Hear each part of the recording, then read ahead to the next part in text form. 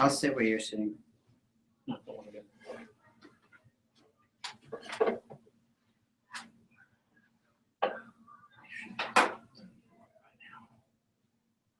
Wow, there it is. Okay, good. It's a little on delay, but that's okay. That's so cool. All right. So, Let me just stop my TV. okay. Yeah.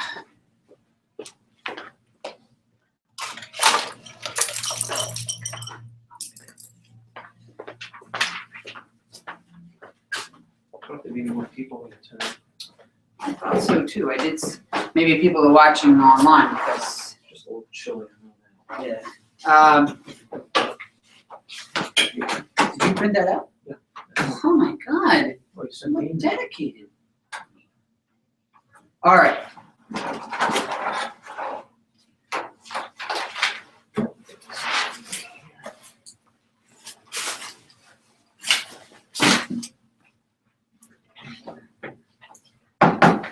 Hello.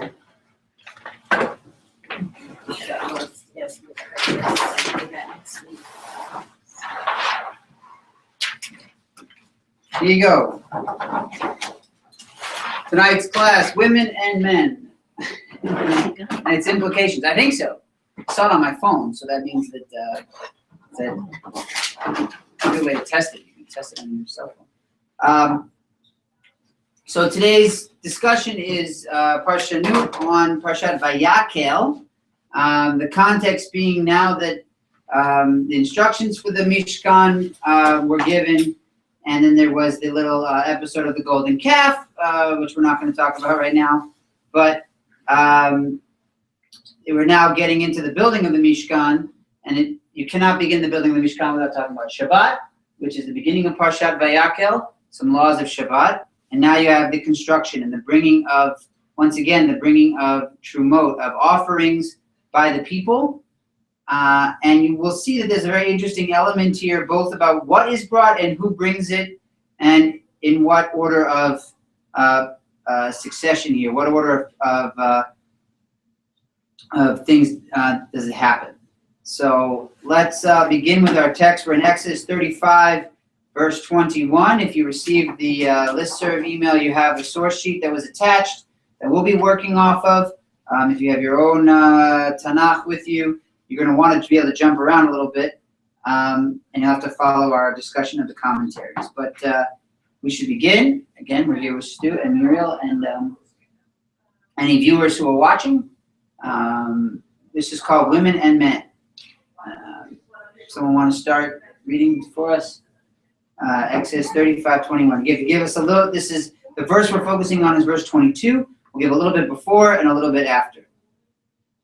And they came, everyone whose heart stirred him up, and everyone whom his spirit made willing, and brought the Lord's offering for the work of the tent of meeting, and for all the service thereof, and for the holy garments.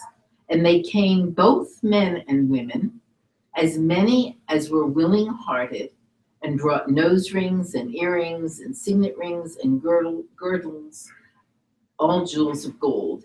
Even every man that brought an offering of gold unto the Lord, and every man with whom was found blue and purple and scarlet and fine linen, and goat's hair and ram's skin dyed red and sealskins brought them. Everyone that did set apart an offering of silver and brass brought the Lord's offering, and every man with whom was found acacia wood for any work of the service brought it. And all the women that were wise-hearted did spin with their hands, and brought that which they had spun, the blue and the purple, the scarlet and the fine linen. And all the women whose heart stirred them up in wisdom spun the goat's hair. Okay. So just to look at the Hebrew, Vayavo kol ish asher naso libo, v'chol asher nidbar rucho. So we have this word all, right, to start out with. Everybody, right, who is so moved to come comes. Have you et trumat Adonai to build the Ohel Moed. Lechet Ohel Moed. This is just by the side. So we mentioned Shabbat is the brackets, sandwiches, the building of the Mishkan, right? And so the rabbis say, how do you define melacha? And how do you define work that you are not supposed to do on Shabbat? Well, it says right there, lim lechet, right? So to do the work of the Mishkan. So therefore, the categories of work on Shabbat are based on the building of the Mishkan. So then we have the word melacha is involved there. So now we have vayavo hanashim. Hello. No, you want to stay? No, I'll come after. Okay, I'm sorry. It's okay. We're doing business here. Okay. I don't want to take Muriel away from Torah studies, so. And anyway, in 10 minutes, we're ringing the bell. Did the minyan happen? Yes. Okay. So we have. So now we have vayavo hanashim al hanashim. That is our key phrase here. Vayavo hanashim al hanashim. So the initial question here is, when is it all? When is it men? When is it women? When is it both? Right, and that's what you can ask right off. You can sort of see that, right? We're hopping around, and one of the challenges of Hebrew is, and translation also, is it's not always consistent in the Torah when a gendered term may be collective and when it isn't, right? So sometimes anashim means all people, sometimes anashim means men. It's not really clear, but here, we have times when it means kol ish, all people. In English even says everyone. There are times when it says just men do this, women do this, and then there's this vayavo hanashim al hanashim. Okay, so any other things strike you? What strikes you? Did you do anything from this section before we go on to the commentary? No, we can go into the commentary. Okay, you want to read the first question for you? Ron? Yeah, questions for above. Why do you think the biblical text explicitly refers to everyone when describing the community to whom Moses gives instructions, and who then come forward with contributions? Why do we think the word nashim, women, would be used in this verse? What does it suggest to the reader about the status of women in biblical society at this time? Okay, so what you're sort of put on the spot here, but how do you feel about it? Is there intention behind this? This illustration of the narrative. There is always intention in the Torah, and we're here to unpeel that and understand it. Okay. Why the first verse says, it says kol ish, all men. Does it mean specifically men, as you said? Is it collective? And then the second verse specifically includes women and men. Right. So there is probably a deeper meaning here, something I have to ponder a little bit.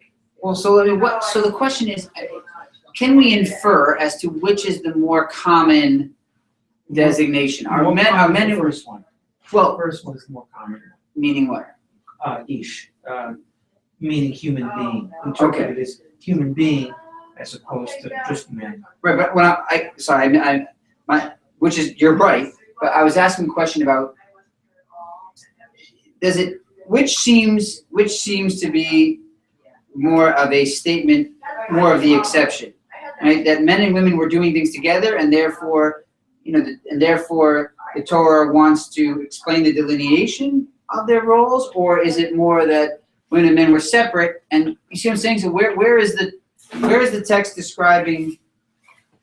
Where is the text describing what is, and where might the text be describing what is special about this occasion? We're talking about the times when it says all, the times when it says men, and the times when it says one or the other. So we're asking, what does the text, does this text give us any sense of what was more common, men and women being separated or men and women being together? Well, you said that it was all the people in the first sentence, but it says kol ish. It does say kol ish, Yes. right, as opposed to kol anashim. Right? Now again, this particular translation says everyone. Yeah. Right? But And kol ish implies just men, right? Or well, not? we don't know that. Oh. Right, we're not sure because of the language, right? I mean, there are times when the word ish is gendered, and there are times when it isn't, right? I mean, the kol, right, is often one of the clues, right, for the rabbis that that you wouldn't put kol before it if it was a gender term. But it says oto, right? Well, again, that these are all. We also know that when you're conjugating, when in doubt, right? When right, you follow the male conjugation. So it says asher nasa libo, right? It's not, and this is the collective. This is the collect. And this happens in. I don't think anyone knows this in English either, right? When you say the people was or the people were, in English, what do you say? The people were, but there are collective words that you get a singular for, right? I think there are some English collective words that you collective nouns, family, for example, right? The family was, right? When usually that's talking about more. Good example. It's talking about more than one person. So kol ish. So, but then, right? But so if it's starting out collective, right? Later on, and I include these verses because later on it seems to delineate, right? In verse 23, v'chol ish asher nims. Now again, there's a v'chol again, right? V'chol ish asher nimsa ito techelet, and then in verse 25, v'chol isha chachamat lev. So the rabbis would tell you, you can't separate these verses, right? So again, it's very confusing. They have different jobs. The women are bringing the Right. the curtains and so forth. It's similar to another Midrash I know. Why don't you tell us? It's the Midrash of. It's the Midrash of the building of the Beit HaMikdash, and it's King Solomon gives each one a different job to do for the different walls. The different walls of the temple in Jerusalem, right? And the women's job it's the princes and the kings. I don't want to tell the whole story unless you want me to, but the poor people's wall, the men's job is to build, and the women's job is to make all the curtains. Mm-hmm. So that reminded me of that. So what I find interesting here then is there's spinning, which seems to be the role of the women, right? The collecting of the yarns and the linen, right? And the dyeing looks like it was more done by men. But then you got this jewelry thing. Right? Who's wearing jewelry? This says both. This says both. This implies both. Now this is part of my contention that men wore earrings back then. But anyway, he probably did. So who were the ones? Did it specify in the Midrash about the women when they were going out of Egypt, and the story about when they go to the Egyptians and they take all the booty, all their stuff? Right. Is that both men and women, or is that just the who women? take stuff from the Egyptians? Yeah, it's everybody. I mean, the all this stuff. How apropos that the stuff that's used to build the golden calf is all the loot of the Egyptians, right? But they obviously didn't use it all. They didn't use it all, apparently. Okay. Or maybe they had allocated it already. I don't know. But yes, but it's just interesting. This jewelry piece seems to be a gender. There's some gender mixing going on in terms of who had jewelry to donate. Right, the dyeing was men, the spinning was women, but this jewelry thing was interesting. Okay, so question for below. So now we're going to go into the wording in Exodus 35:22 is unusual. Right, this al, right, this al, right, vayavo hanashim al hanashim. Okay, now we're among adults here, so I'm going to say al does not mean on top of. This is not inappropriate things like what was going on with the golden calf. Okay, this is not men on top of women. That's not what this means. But what does al mean? Right, in modern Hebrew it means on. Right, but so some say it's on or over, right, or so. Let's look. So actually, before we go to the commentaries, let's look on the back sheet, on the last sheet. Let's look at the intertextuality for a second. And so this is one thing you can do. Now, al is a hard word to look up intertextually because there's a lot of them, right? And one of the first things I did was I tried to find the phrase Hanashim al Hanashim, and this is the only one. So, and if you look up al ha, then forget it. But there are resources of concordance type stuff that tells you some of these things. So let's look here. A few intertextual examples on the back page. Exodus 12:9. You want to read one of them, Miriam? In Hebrew or in Either one. English? Eat not of it raw, nor sodden at all with water, but roast with fire its head along with its legs, along with the inwards thereof. Okay, so this is talking about sacrifices, right? Roasting with mivushal ki'im tzli esh rosho al kra'av ve'al kirbo. Right, so on the fire, its head, it's lovely stuff. Its head along with its legs, along with the innards. So it's not the legs on top of the innards, right? It's along with. Okay, so there's an al for along with. Genesis 32:12. You want to read that one too? Deliver me, I pray thee, from the hand of my brother, from the hand of Esau. For I fear him, lest he come and smite me, the mother with the children.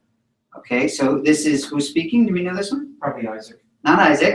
Jacob. Jacob, right? The brother of Esau. This is his prayer. Before he goes. This is before he goes to meet Esau. Right? He's saying this is his prayer. Right? Protect me from my brother. He doesn't know if his brother is friend or foe at this point. Right? So it says in the Hebrew, it says anochi, right? Ki yarei anochi oto pen yavo v'hikani, right? He might smite me, em al habanim. V'hikani em al banim. Doesn't mean again, Means the along mother. with again. It means along with, right? Right. The mother with, right? With the children, along with the children. Okay, here's another one. And this one, Breshit, Vayitzof Paro al Shnei Tsarisav al Sar HaMashkim ve'al Sar HaOfim. And this is from the Joseph story. And Pharaoh was wroth against his two officers. Now, who was he? In this case, does order really matter? It doesn't matter, right? But it's saying he was angry with the butler and the baker. Right? So this is an and or a with. So you see, al could be a lot of different things. So that's an exercise. Now, does that exercise come? That's an exercise if you don't have any commentaries and you want to know how to translate something. You can look in a concordance and you can look for other cases and try to formulate a translation or a meaning by the times it appears.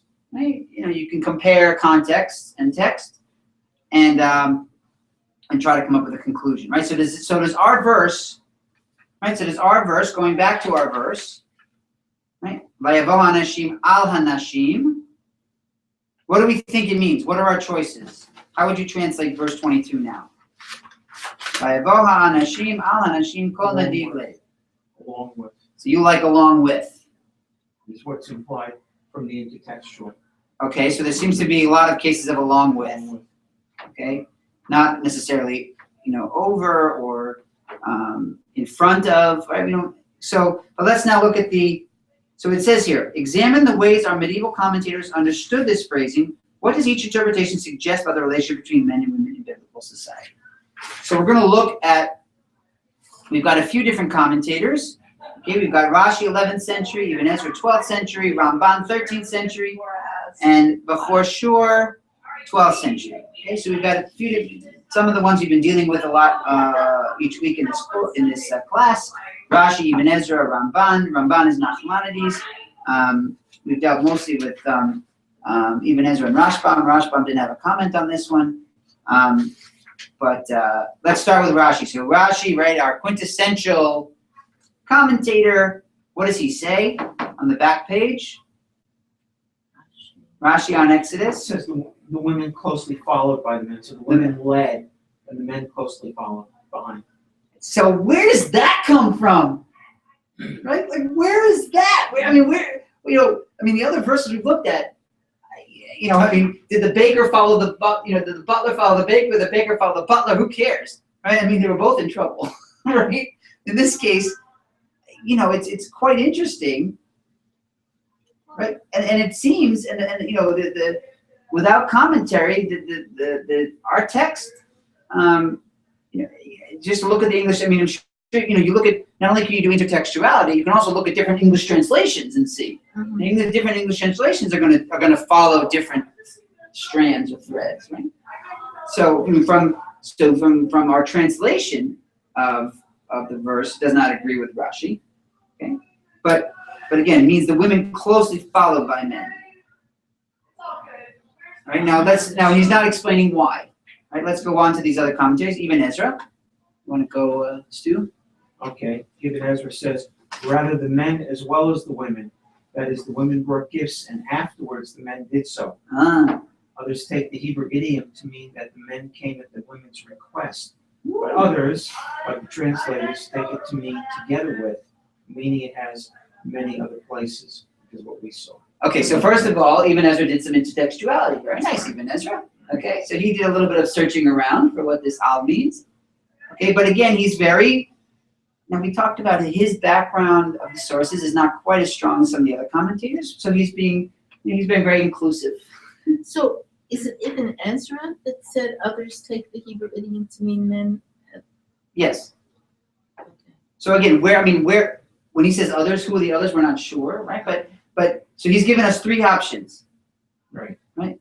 The three options being, first, just the women brought gifts. Now again, we're talking now, verse 22, is that talking about everything we've been talking, like the whole context we said is dyes, spinning, and jewelry, right? The verse 22 seems to be most, if correlation is causation, then verse 22 most correlates to which offering? Probably the jewelry. The jewelry. And the spinning of the cloth. Okay. Mostly the jewelry. Most directly to the jewelry. Right? Now, you wonder, is there some uncomfort? What are the commentators' comfort level with men in jewelry? Right? Probably not so prevalent in the 12th, 11th century. Okay, how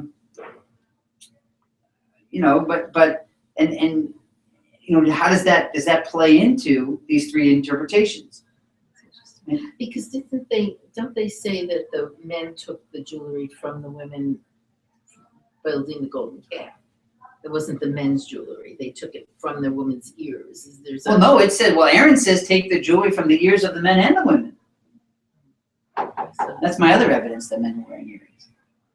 In my days before smicha, but when I was wearing an earring in tzitzit, I was compiling my argument for men in earrings. Because they say that was one of the reasons for Rosh Chodesh. There's a Midrash about one of the reasons for Rosh Chodesh is that the women reluctantly gave up their jewelry and the men. The piety of the women that puts them behind the mechitza should be quoted the same. The piety of the women that says. What's that got to do with Rosh Chodesh? Well, that is a reward for them. They were given Rosh Chodesh as a reward for their reticence to participate in the sin of the golden calf. Okay. That's just one Midrash, but that's.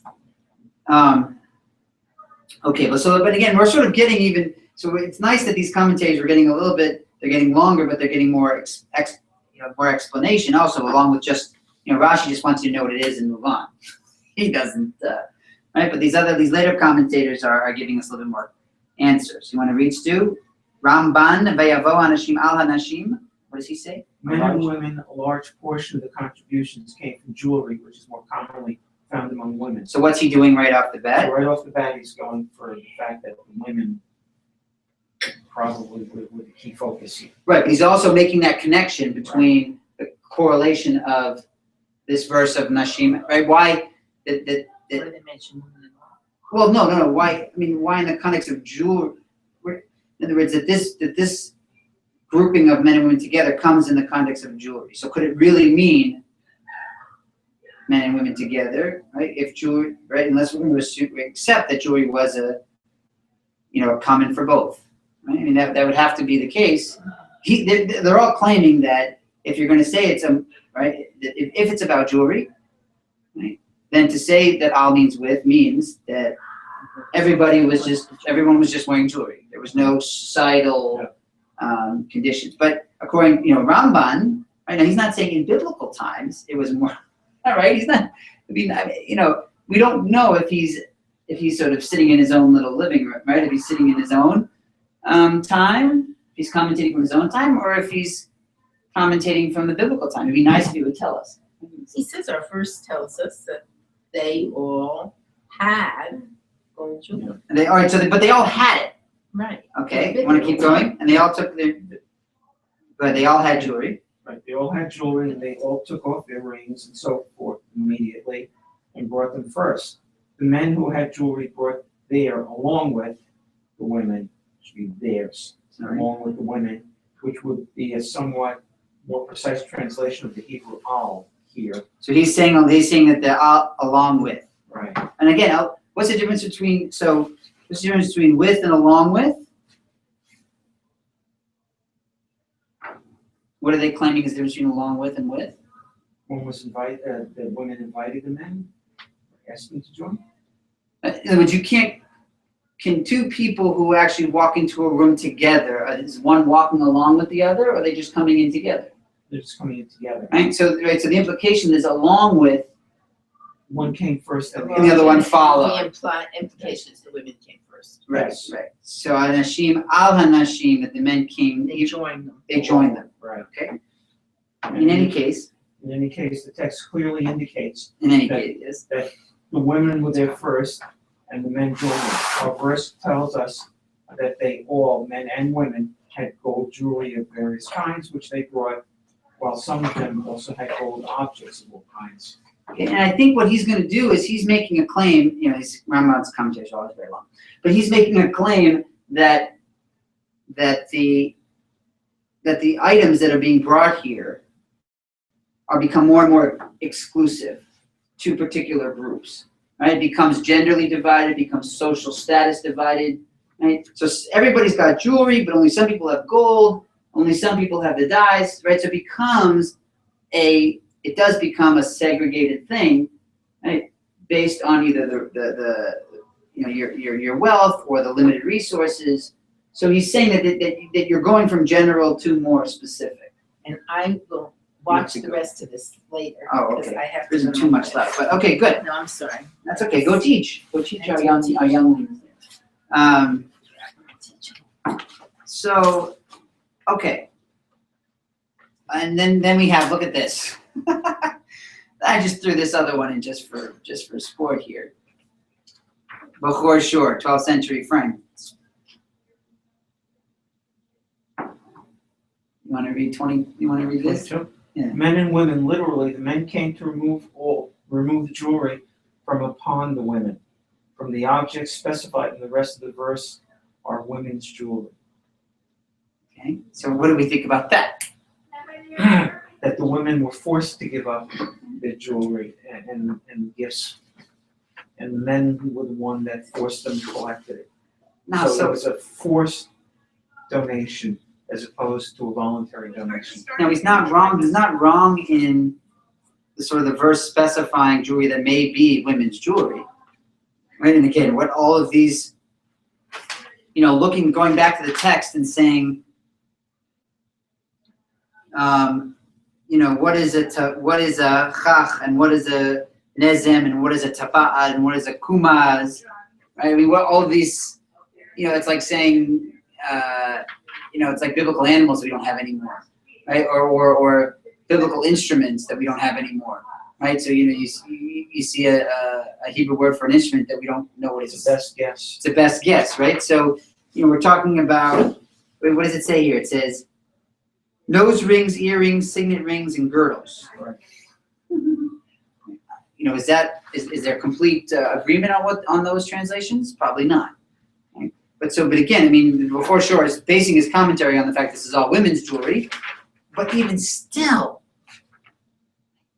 is there any support for his statement, his first initial statement? I don't think so. Taking it from the women? Yeah, I don't think so. That's nowhere. No. Right? I mean, talk about outliers, right? I mean, you get rid of the outliers. This is one. This is one. I mean, not only is it politically, it's also not supported. Well, political incorrectness didn't exist in the 12th century. But again, he seems to have no support in any other voices. Yep. That this al means With. No, he's translating al as taking forced. from. As Yeah, forced, sort of yeah. hanashim. So it's sort of like the men are taking it. So he would be saying that it means vayavo hanashim al hanashim. So the men came upon the women and took their jewelry. Right? So again, came upon, we know Allah's on, so, Right. but again, I mean, the idea that they came upon them and forced them to, it's just interesting. Again, now, does that mean he's uncomfortable with men in jewelry? No, I don't Not think so. necessarily, we don't know, I mean, okay, you don't have to go there, but again, clearly in that time, men were wearing jewelry. There were some kind of adornments. They were wearing if it wasn't nose rings or earrings, it was rings on their fingers. It was bracelets. Right? It was that kind of stuff. And we know Egyptians wore them. Right. You know, And they took them from the and they took them from the Egyptians. So they probably felt they were entitled to it for all the work they did. Right. They wanted to show off that they got it. Okay. So how do we conclude this? Okay, so how do we conclude this? Right? So, what do they say here? We say, what do we have here? Do you have any? Do you draw any? Well, since theories? Since the majority feel that they all the ones that line up and seem to agree with each other, or at least one based on the other, all seem to imply that the women were the ones that went first and willingly gave the gifts, and then the men went along with them. So I think that's one conclusion we can reach, since most of them seem to feel that way. Most of the commentators feel that way. So the women were the gifters, leaders in gifting. But not of everything, though. Right. I mean, No, verse 23. of what they had. Well, right, but verse 23 becomes specific about men. Right. And verse 25 becomes specific about women. Right. But that's based on talents and job assignments. Skill sets. Donating gold was not based on skill. It was a matter of what they had and what they were willing to part with. Right, but if the jewelry is predominantly a woman's gift, right, why would it list the gift that's predominantly women, and then go to what's predominantly men, and then go back to what's predominantly women? Right, isn't that a little bit an odd sequence? Just to show, I don't know if I have a good answer right No, now. I guess. I'm trying to think of one.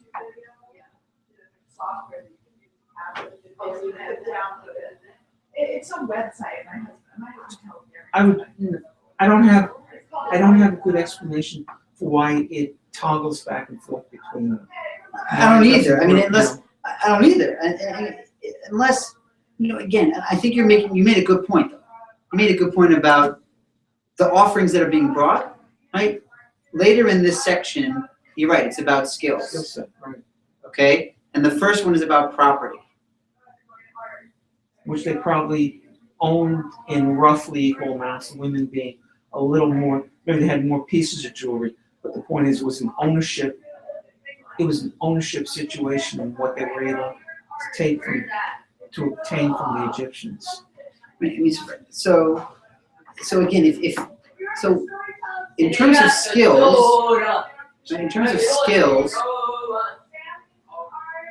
I mean, first of all, right, we're learning a little bit about what women did in that community and what men did. A little bit, right? A little window into women were the spinners and men were the dyers.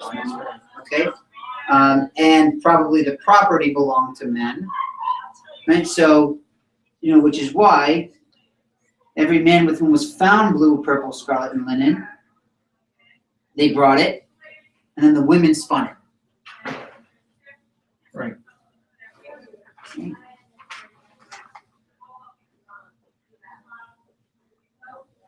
Right. So the material possessions belong to the men. I mean, it's not.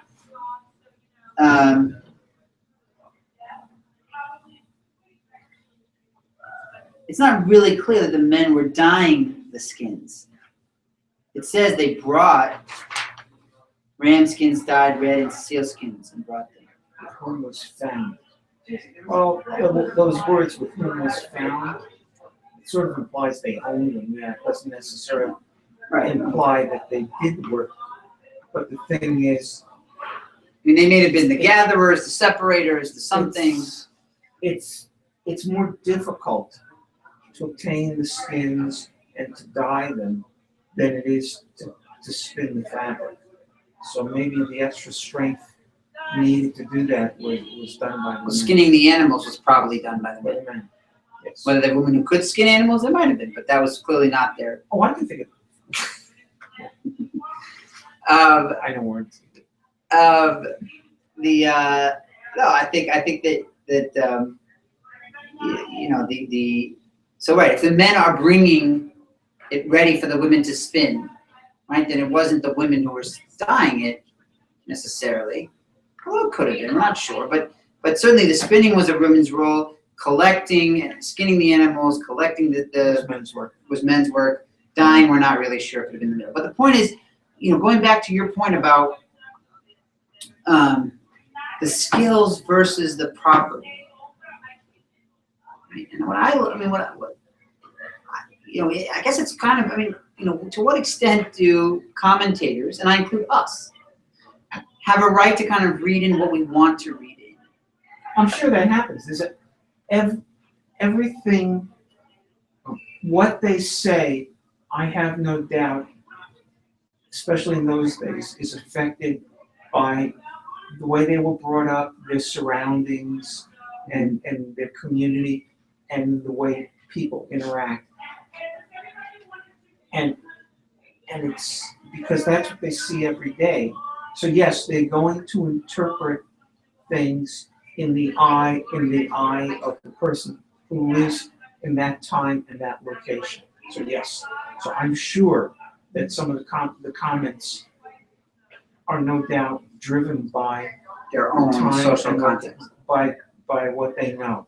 And like you said, there's some things where we see words and we don't really know what they mean. We're taking a best guess. So you're always seeing your environment, your surroundings through the eyes. If you go back and you read, that's a good way to put it. If you were to go back and read the description of someone from the past describing something, it's the words go. You have to interpret it in their eyes of the person who lived in that time, that environment, with these objects around them, and these type of social interactions. So the bottom line is, yes, I believe all the commentators are definitely reading, or their commentary is definitely affected and contains elements of their surroundings and environment. Yeah, and what's interesting is, from my own experience, and I wonder if, in the 12th century in France, were they worried that if they said that men and women weren't wearing earrings, all of a sudden boys were going to start wearing earrings? Probably not. In our day today, I might be. Worried isn't the right word, but in other words, there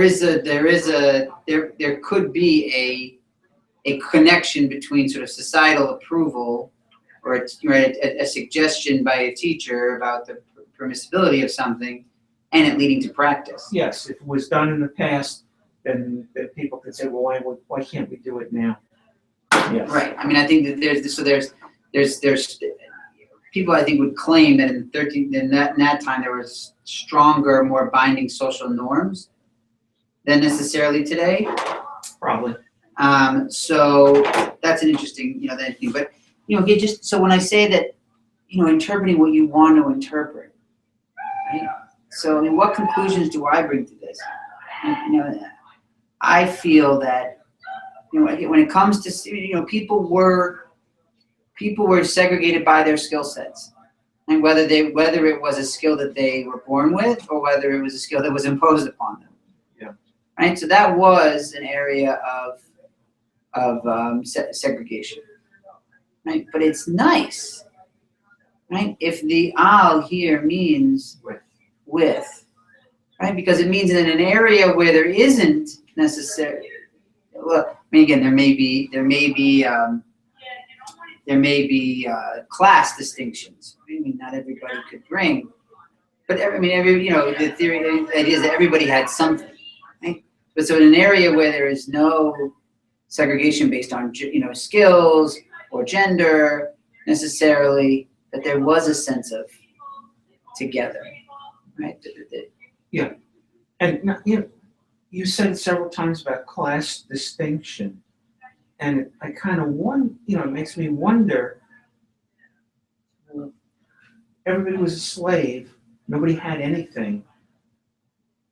Why would there be class distinction?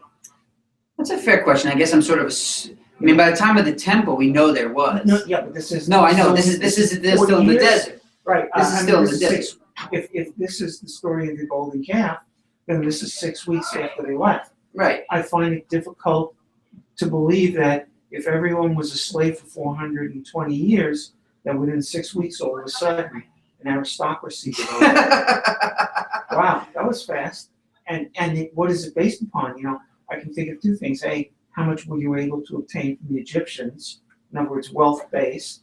Or the second thing, well, actually, No, but don't they say, this is something, it's a sports analogy, but there have been claims about, like in football, they should take the pot of money that is the revenue and divide it equally between the teams and let them, use that money from the same initial amount. The claim is that the wealthier teams will it'll be the same teams that are wealthy if you do that, than as are now.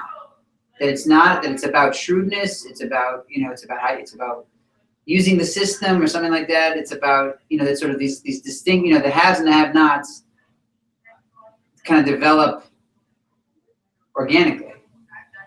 But in 6 weeks, after 420 years, that's pretty quick. Well, how quickly would you end up, with a separation of powers in the NFL if you tried to start with a level playing field? I don't know. Human beings work pretty fast. But no, I guess again, that's what it's one of the things that I wanted to cover in this class was just again showing that about intertextuality, about how even something like an owl, right? That this can have a big effect. Right. It can, and that people can take it and run with it in all kinds of ways, right? But again, there is an element of I really want it to mean something, and I want it to be, right? And it's nice that the text allows that, right? That there was something that everybody brought equally. That there was a together. That eventually we know, genders were segregated, professions, people were segregated by gender, by profession, by other things. But there was a moment at least where everybody was bringing, and that's why the men taken from the women is so frustrating because and not supported by anybody else. Right, but just it ruins the whole idea because this is something that everybody brought from their hearts equally, willingly. Yep. Willingly. So yes, that's Al Zeh. That's this. That's this on this. Yeah. This and this. On this. This on That's this. all of this on all. Wow. Well, still good to have you with us. The Rock. I don't know what happened, but can you tell if anybody else is logged on? I don't know. Let me see. One viewer. I think that's me. I was going to say it's probably you. Are you on? I was. Yeah. I said I was watching it. So there you go. I guess we're going to stop. So I'm